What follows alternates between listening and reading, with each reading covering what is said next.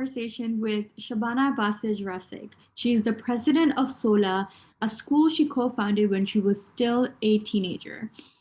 She was born and raised in Kabul and finished her high school in the United States through the State's Department's Youth Exchange Program. Shabana is somebody who is an activist, and she's somebody who inspires me and inspires many around the world. She's somebody who is advancing girls' education, especially in her homeland of Afghanistan. Hey everyone, so today we're joined by Shabana, and she is an incredible activist and a voice for so many around the world who are fighting for an education. She is an Afghan activist, and we are really excited to be in conversation with her and welcome her to the Women Rise stage. Shabana, before we start with anything really, I want to read a quote by you that is really inspiring to me, and I'm sure a lot of other people have found it really inspiring as well. And I would love to, start our conversation with that. And the quote goes, "The most effective antidote to extremism is to create the best educated generation in Afghanistan's history. Our girls today, or the women of tomorrow, will make that happen." I absolutely love this, and it is just so inspiring on so many levels, because there are millions and millions of girls deprived of education, and you yourself are somebody who are a voice for those millions and millions of girls and women. So I would like to say a huge thanks to you for coming on this stage and giving us your time, and just really, really excited for our conversation today. Malia, thank you so much, and thank you. The honor is really mine. Thank you for the invitation to be in conversation with you, and through you share the SOLA's vision and mission with a wider audience. So thank you. Course. So for anybody who doesn't know about SOLA, we are here to celebrate the mission of SOLA Afghanistan and Shabana's mission.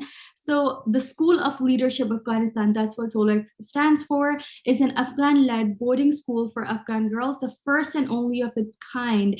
And SOLA's mission is to provide their students with a rigorous education that promotes critical thinking, a sense of purpose, and respect for self and others. I absolutely love this. And I guess we need to start the conversation with the current climate of girls' education in Afghanistan. It is your home. It is something that is extremely close to your heart. I would love to, dive deeper into that, and if you can take us through that journey of you growing up and your own journey of an education, I would love to start a conversation over there. Thank you, Malia. I was born and raised in Afghanistan under the first Taliban regime. And when they were in power between 1996 to 2001, girls' education was illegal completely, and women were not allowed to go outside the house to work.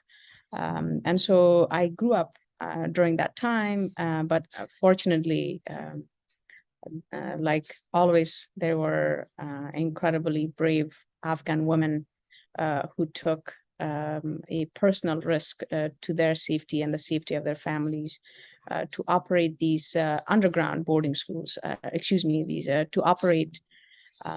To operate these underground girls' schools, most often from their living rooms. And I went to a few different ones throughout the first Taliban regime. And that's where I received my first 6 years of education as a young girl, completely illegally at that time. And here we are, years later, nearly 20 years since the collapse of the first Taliban regime. It's difficult still to imagine that they have returned, and currently Afghanistan is the only country on earth where girls' access to secondary education in most parts of the country is completely outlawed. It is angering, it's completely unacceptable, it's un-Islamic. The two of us as Muslim women deeply know how un-Islamic that is. And to know that on top of it, in 2022, we're having this conversation is quite maddening. And so knowing that this is the reality in a country that I call home, I wake up every day in exile, thinking about the best way to make sure that we don't submit to Taliban's vision for the country. And I come back to the quote that you read earlier, and I believe and breathe that every day. I know that ultimately a critical mass of educated women and ultimately the sustainable development of Afghanistan is going to rest on women having access to quality education in the country. Thank you so much, Shabana, for that. And I feel like that it's something that education, especially for people who have never had to fight for an education, it is something that we can take for granted very easily. And here in Afghanistan, we have an entire generation, generations on generations that didn't know about didn't live under the Taliban rule for the past 20 years. And all of a sudden, their human right to get an education has been taken away. During all of this, even before that, you decided to start SOLA Afghanistan. So I would love to know what inspired you to start and what was that journey like. We spoke a little bit about your own background and you fighting to get an education, but I would love to dive deeper into the creation of SOLA Afghanistan as a program and as a school. There were many different inspirations, but something you mentioned just right now also to me was an inspiration that currently there in many parts of the world, girls are able to take their education for granted. And it's a wonderful thing because they should. It is a basic human right, not necessarily in a place like Afghanistan. Unfortunately for Afghan girls, access to education remains an incredible privilege. But the reality should be that it should be a basic human right, and girls, including Afghan girls, should be able to take their education for granted. And so this being part of the inspiration for me to start SOLA. I, like you mentioned, I grew up having to access education under just incredible circumstances. And that should not be the experience of girls anywhere. And so with this idea that Afghan girls deserve access to quality education, that we ultimately can achieve true progress and true peace in Afghanistan, in the region, by investing in the education of Afghan girls who will become young women, young leaders that will turn the trajectory of the country around, led to the founding of SOLA. And specifically as a boarding school, this model of education, though quite an old model in the world, offers an incredibly significant solution to the many barriers girls face in societies like Afghanistan. Some cultural, some traditional, but a lot of it logistical in nature, whether that's lack of access to resources like schools, even facilities, teachers, books, stationery, water and sanitation facilities, especially as girls hit puberty. When you think of all these combination of challenges that girls face in places like Afghanistan, so in conflict and post-conflict societies, boarding school model offers a wonderful solution to that. So if you imagine a girl in Afghanistan in a rural community who faces a lot of these challenges when it comes to accessing education, if you imagine placing her in a boarding school, you already know that the possibilities are tremendous, that you can immediately remove so many of the barriers that she faces on a day-to-day basis. You can put her in a safe, nurturing environment. You can increase her access to quality teachers and instruction. And as a result, you open her world. She, by virtue of being the one who goes to a boarding school, she ends up being the person who's the center in a space like that. And as a result, that alone can boost her self-confidence and self-worth and self-respect, and knowing that she's worthy of investment, and that most importantly, she has important contributions to make to her society.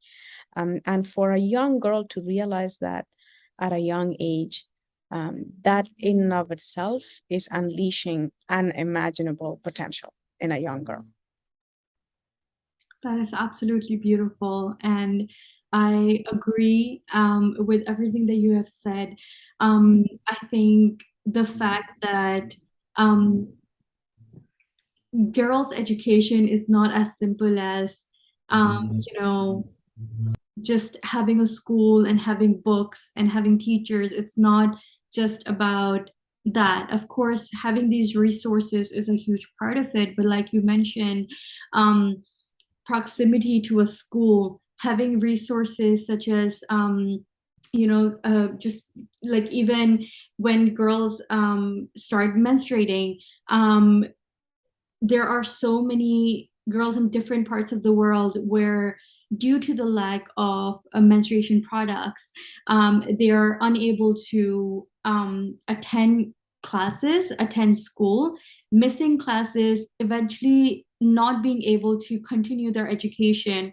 And of course, cultural issues and cultural stigma around educating a girl is a huge part of the lack of girls' education that we see in the world, where we have the staggering figure of 129 million women and girls who are currently out of school. And I think it's, for a country like Afghanistan to going back to your code and thinking that the simple solution here is girls' education. I think it's such a beautiful thing. But I would encourage people to think beyond just having this human right for women and girls as well, because it benefits us all. It helps the world economy, it helps climate change, it helps healthcare, it helps everything around us, by simply educating, by simply giving a human their human right, which is education, like we're talking about here. Shabana, I would like to move our conversation to last year, the events of last year. It was an extremely traumatic time. And as the world watched, we saw how the Taliban took over the country, how they banned girls' education. And around that time, you had and the students of SOLA Afghanistan, you guys relocated to Rwanda, and I'm sure that was not an easy journey at all. But I would like to know, why did you choose Rwanda, and what, like, in that entire time, were there any obstacles? Of course, like it must have been so difficult, but any obstacles that you'd like to reflect on or talk about? Maliha, I have so much has been shared about this in the past year, and I've been engaged in some interviews, and most actually in a more detailed way. I've done a TED talk recently where I have shared a lot more detail. So you may encourage your viewers to also, for further information, check that link out as well. But what I will share here is that we have operated SOLA as the first and only boarding school for Afghan girls in an incredibly uncertain climate all along, and we were always aware of that. By design and by naturally what we are doing, we're in the business of educating Afghan girls. So our approach naturally is students first. And so when the announcement was made that the US government was going to unconditionally withdraw from Afghanistan, my head immediately went into what that was going to mean for SOLA and our community. And obviously, common sense dictates that it was going to be a matter of time before it was going to be irresponsible for us to operate a boarding school for girls, given the circumstances. Even in that worst case scenario at that time, no one thought a complete takeover of Afghanistan by the Taliban was feasible. But increased political uncertainty and insecurity was a major concern.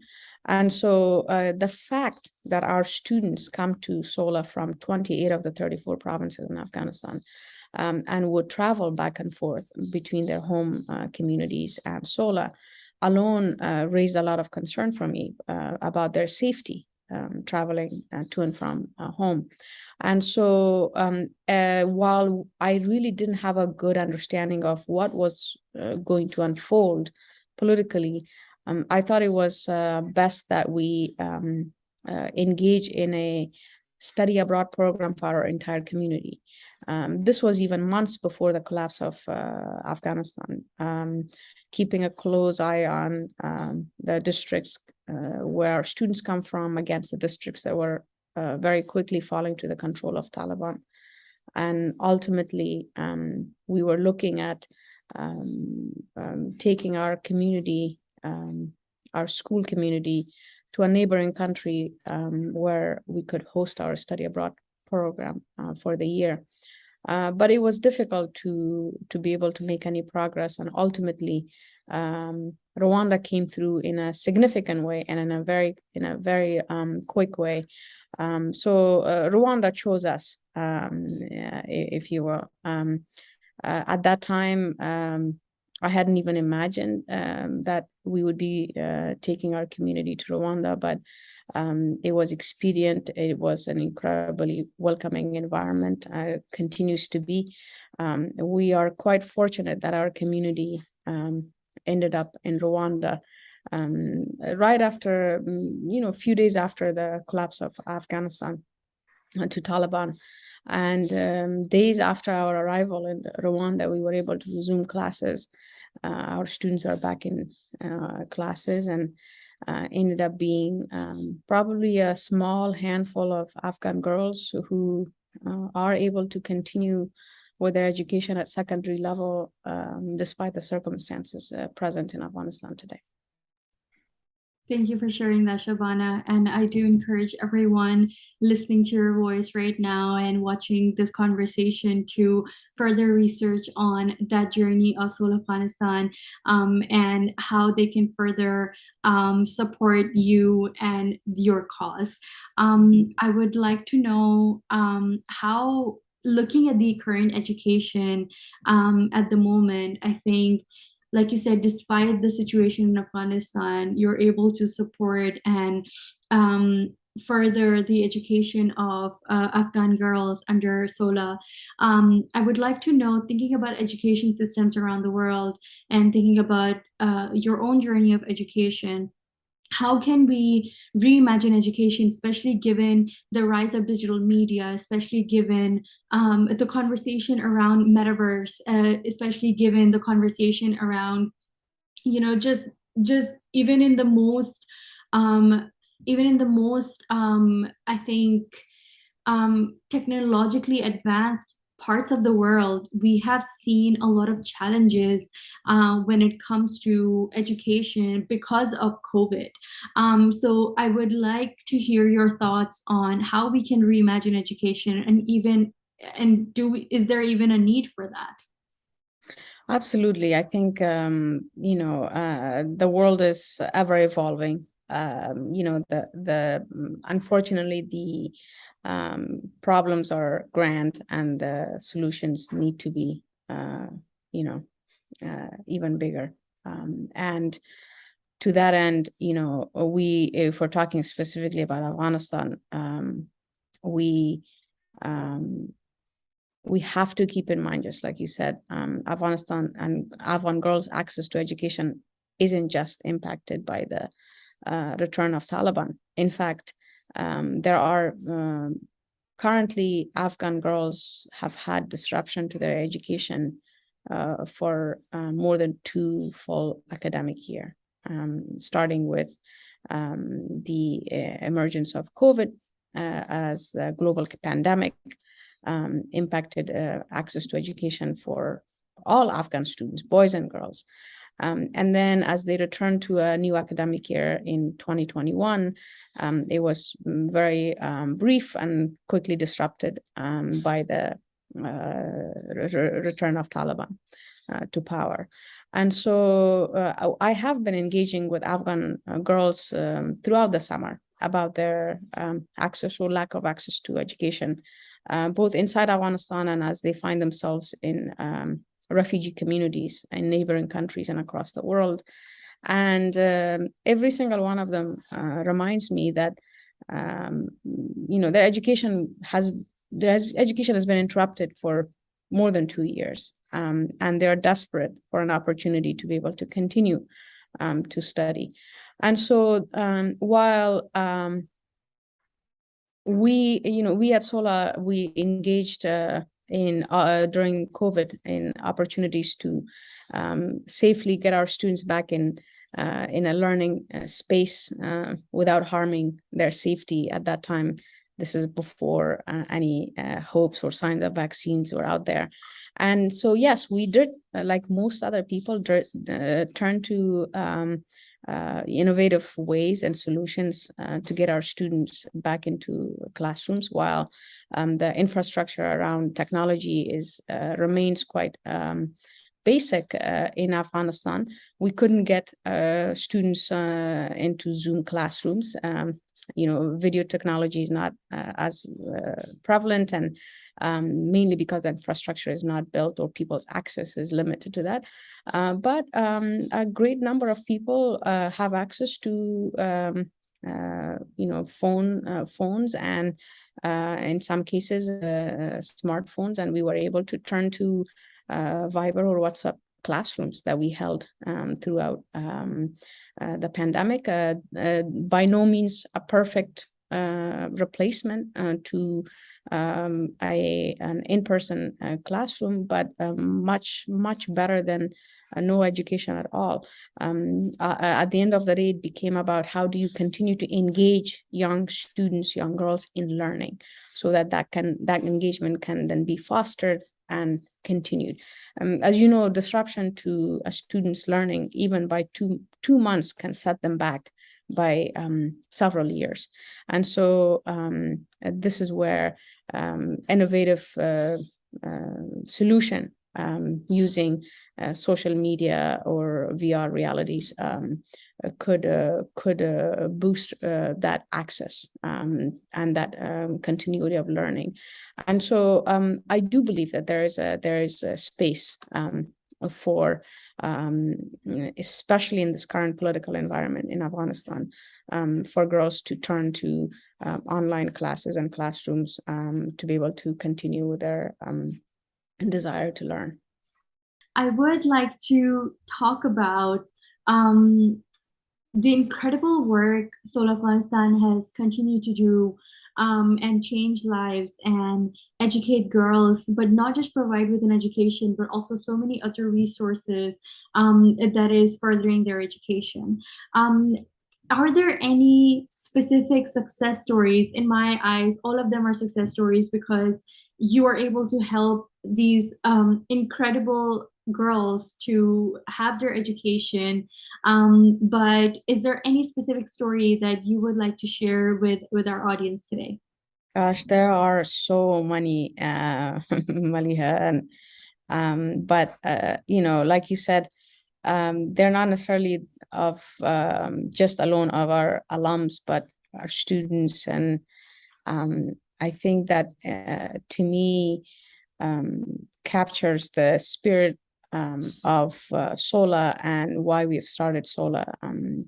You know, on when you have when you look at SOLA at a quick glance, SOLA comes across as a boarding school, but it's not just a boarding school. It's massive. It's more than that.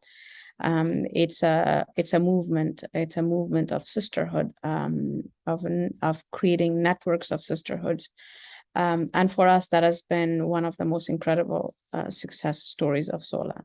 Each year, we have admitted a cohort of Afghan girls from across the country that have then shared this incredible bond as young sisters, essentially spending some of their most formative years together at SOLA, coming from different parts of Afghanistan, from different ethnic, linguistic backgrounds, often growing up in environments where they are told to hate one another, but they come to SOLA and they're sisters. From the moment they enter SOLA and they are introduced to their big sister, who most often comes from a different part of Afghanistan, to sharing that intimate space with them in the dorm, to being in class environment with them, to being each other's best buddies at the end of the day. It's really beautiful and remarkable to watch that sisterhood get nurtured in a space like SOLA. But I can tell you many stories of our girls who, to me, is giving roots to this idea of SOLA and sisterhood in a place like Afghanistan. It's often what our girls decide to do, either during their free time or as they leave SOLA. We've had remarkable alums who are either attending some of the best universities globally, to what our students do during their free time, as they previously have been able to go back home to their home environments. I have had girls who have gone home and immediately started tutoring girls in their communities, especially girls who have never been to school. I have girls who have gone back to their home community and when their school, public school, is in session, and have gone back to volunteer as teachers. And as a result, have doubled the number of female teachers in their school for that short period of 2 months or so that they were home. And as a result, increasing girls' attendance in the school for that time period. I have girls who have decided to dedicate their break, the 2 months or so, to help their mothers learn how to read and write, because they have the awareness that their mother grew up during war and never got a chance to go to school, but desperately wanted to become educated, and instead poured her heart into educating her daughters. And so she decided to help her mom learn how to read and write, so that she realizes her dream as well. These are incredible moments, even in our students' thinking, in how they see their own world and surrounding, and already recognizing a responsibility and obligation that they hold towards their families, towards others. And it goes back to what you and I earlier discussed about the incredible power and the ripple effect of investment in girls' education.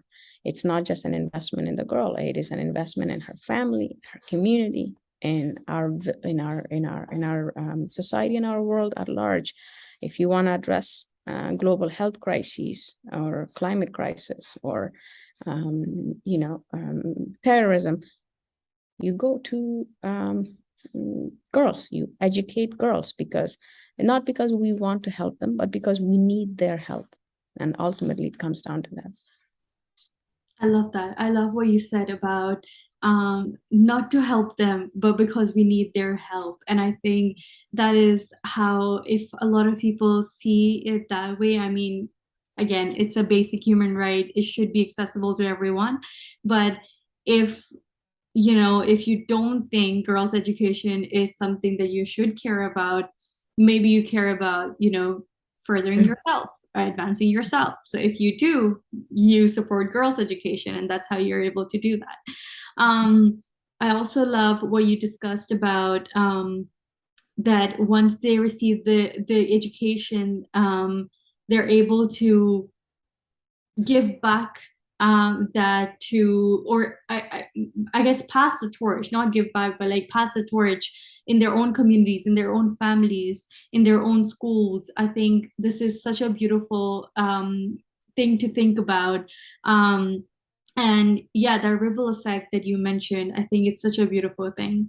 Shabana, I want to ask you that you inspire, and I'm sure many watching this would agree, you inspire many of us. You inspire me, you inspire many people.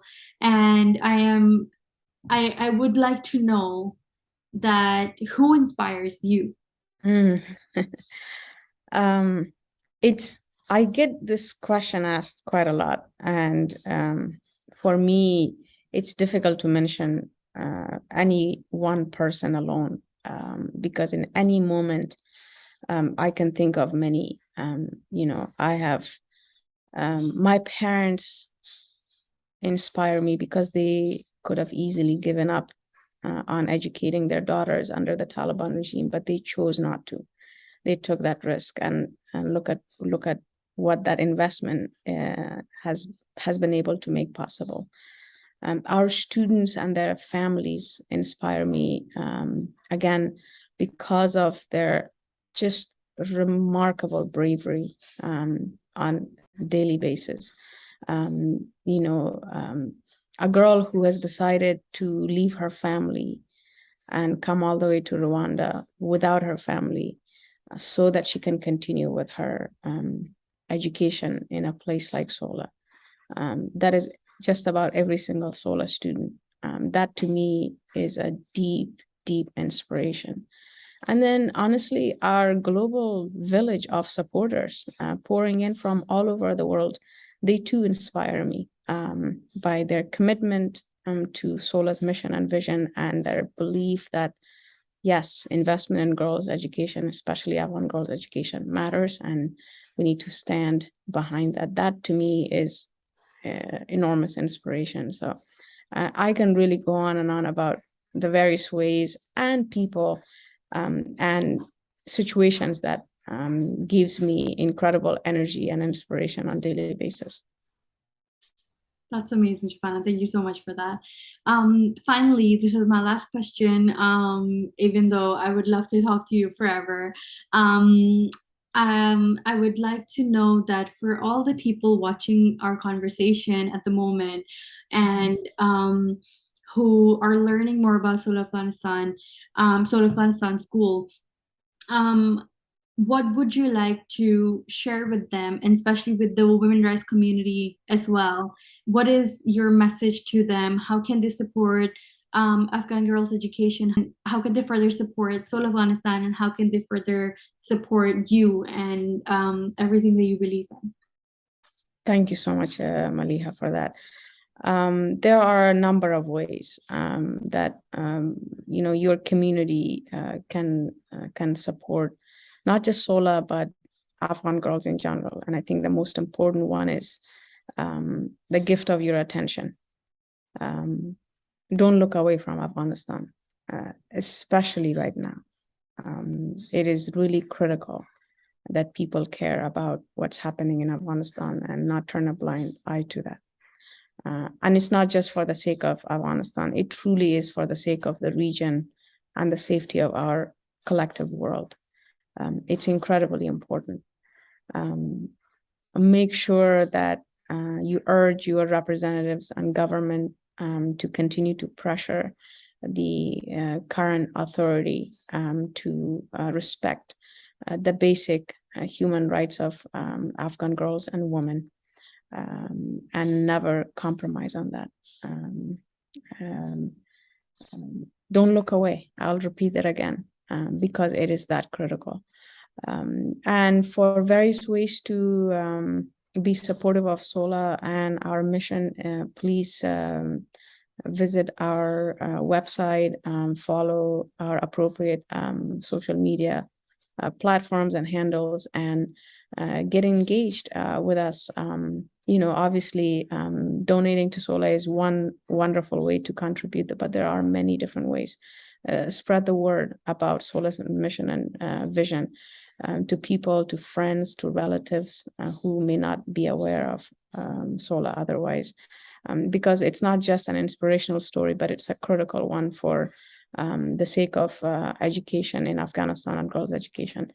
And in doing all of this, I thank you for your time and attention and effort.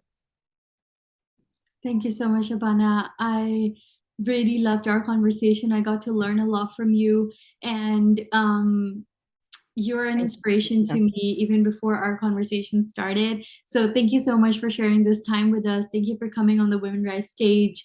And you mentioned inspiration, but thank you for being an inspiration for women as well. It's wonderful to see women like you in spaces that are not yet fully represented by women. So thank you for being a pioneer in that space, Maliha.